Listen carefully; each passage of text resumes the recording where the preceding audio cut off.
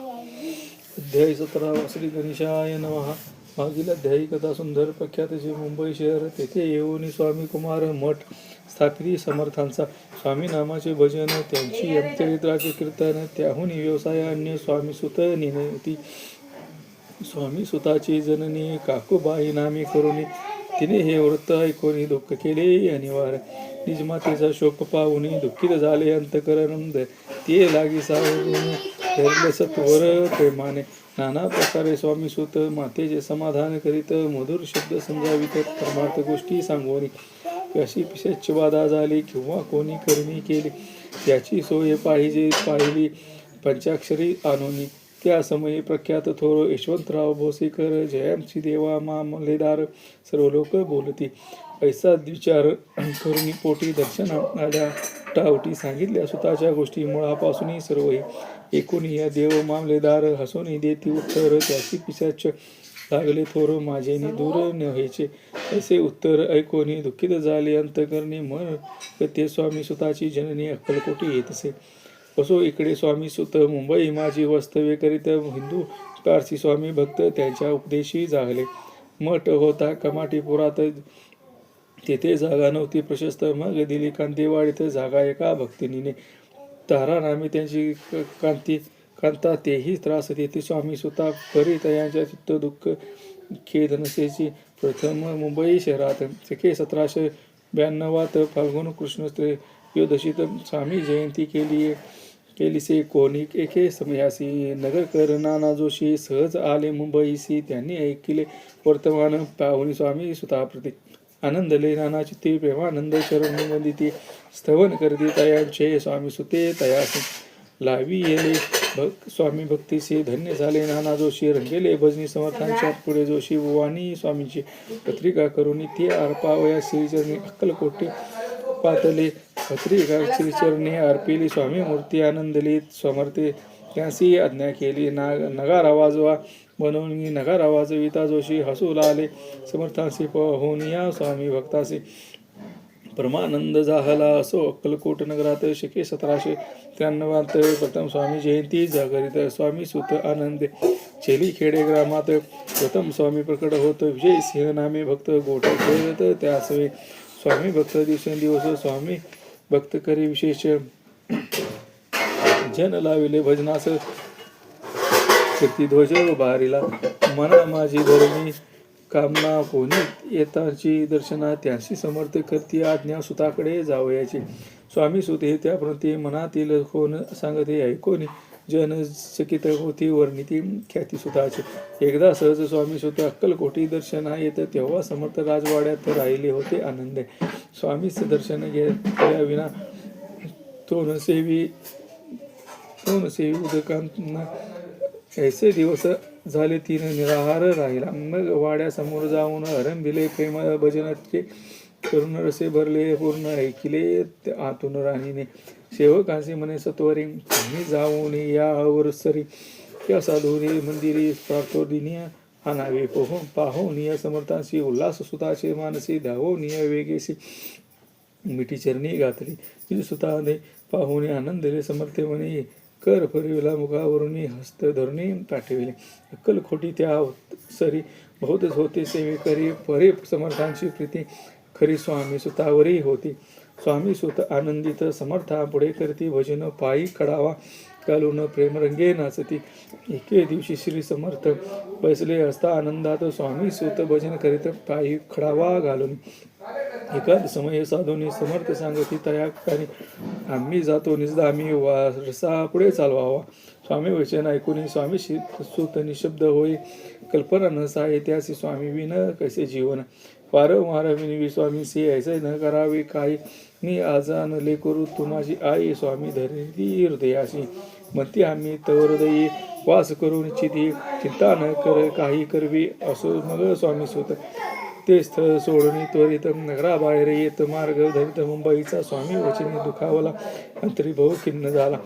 परतोनी नाही आला जन्मवरी अक्कलकोटी. त्या दुःखे उत्तरोत्तर क्षण झाला स्वामी सुत.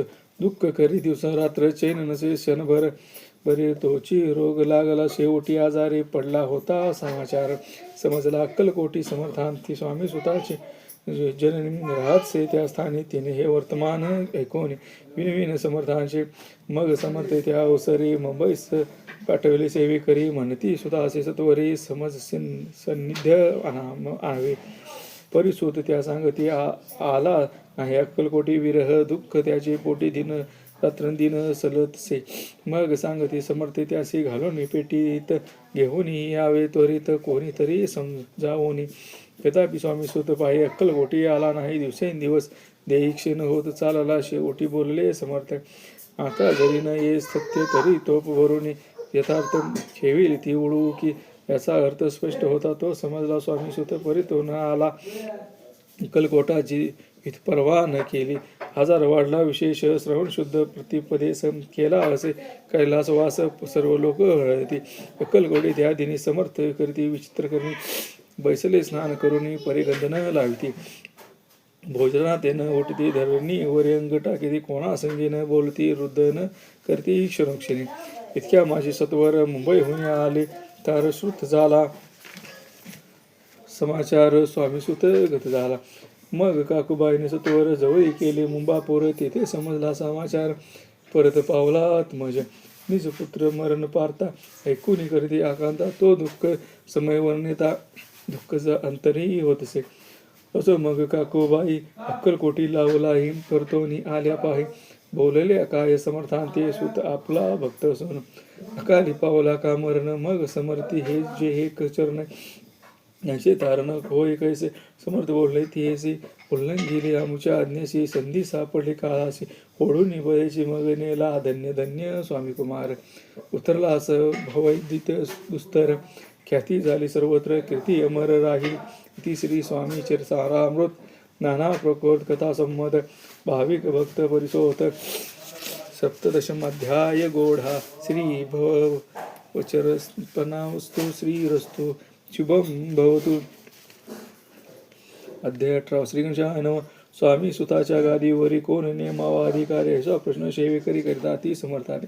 तेव्हा बोलले समर्थ सेवेकरी हा असती संप्रणत परी एकही मजला त्यात योग्य कोणी दिसेना. जेव्हा येईल आपल्या मनाशी त्या समयी मोरपंखराशी अधिकारीने मुगादिशी चित्ता तुम्ही न करावे. मोरपंखरा समर्थ म्हणती वेळोवेळा रात्रंदिनी तोचीचा मोठमोठ्याने ओरडती. आमुची पाऱ्याची वीट जतन करावी नीट वारंवार म्हणती समर्थ. काकूबाई लागोनी लपवून ठेविली विटेसी ती दिली पाहिजे अन्नासे. याचा अर्थ कर कवनासी स्पष्ट काही कळेना.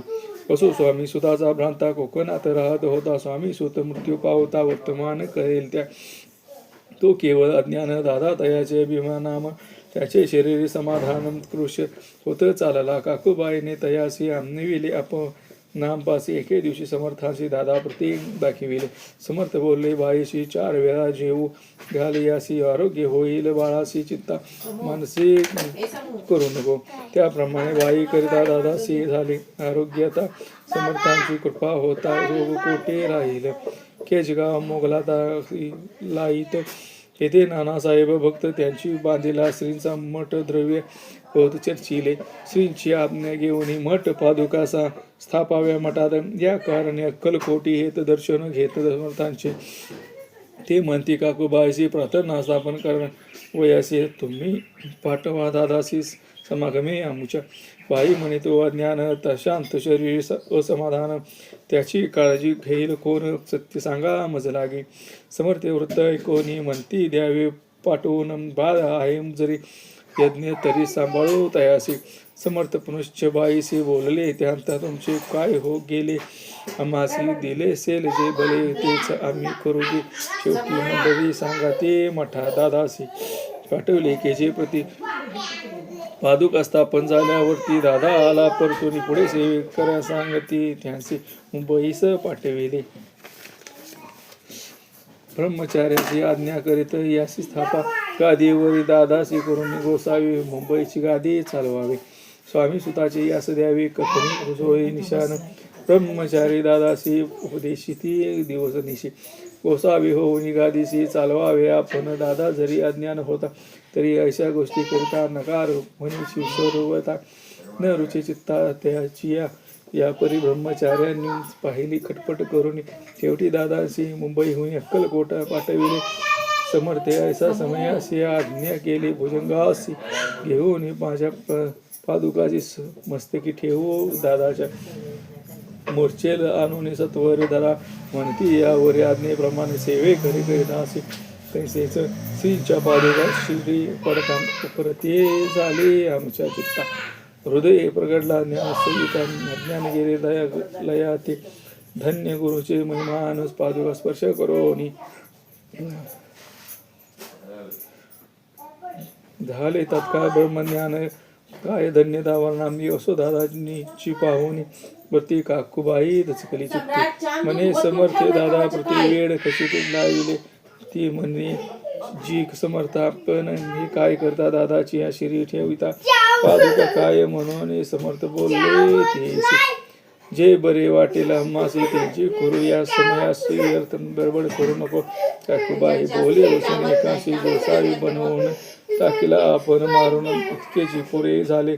एकूण 80 वचनाला समर्थांशी क्रोध आला घाला म्हणती बाईला कोड्या माझी सत्वर. काकूबाईने करुणी मांडीला अनर्थ नाना अपशब्द बोलत भाव पीडित स्वहस्ते परिसमर्थे त्या लक्ष तिकडे दिले नाही. दादाशी म्हणले गोसावी कपणे जोळे अर्पिले. दुसरे दिवशी दादा समर्था पाठविले भिक्षेचे. ते पाहुणे काकूबाईंशी दुःख झाले. फार समजांशी हसू आले. अधिकाची कौतुक मांडे. दादाशी जवळ बोलाविले. काय सांगितले तयाशी अनुसया तुझी माता तिची पाशी भिक्षा मागा आता अवश्य म्हणून तत्वता जननी जवळ या वाताला. कैसे बाईने पाहुणे क्रोधाविष्ट अंतकरणी म्हणे तुम्ही हे करणी लोकापवादाकारण ऐकोनी त्या उदा दादा तिची प्रती बोलते शीख सुखे तुच्छ गमती माते आजपासून पुत्राचे ऐकून वचन उदास झाले तिचे मन. असो दादा गोसावी होऊन स्वामी भजनी रंगले. काही दिवस झाल्यावर मग आले मुंबापुरी. स्वामी सुताच्या गादीवरी बसून संस्था चालविली. इति श्री स्वामी चरित्र सारामृत नाना प्रकृत कथा संवत सदा प्रेम परिशोध 8 दशमाध्याय गोडा. श्री रस्तु शिवम भवतु. श्री स्वामी समर्थ.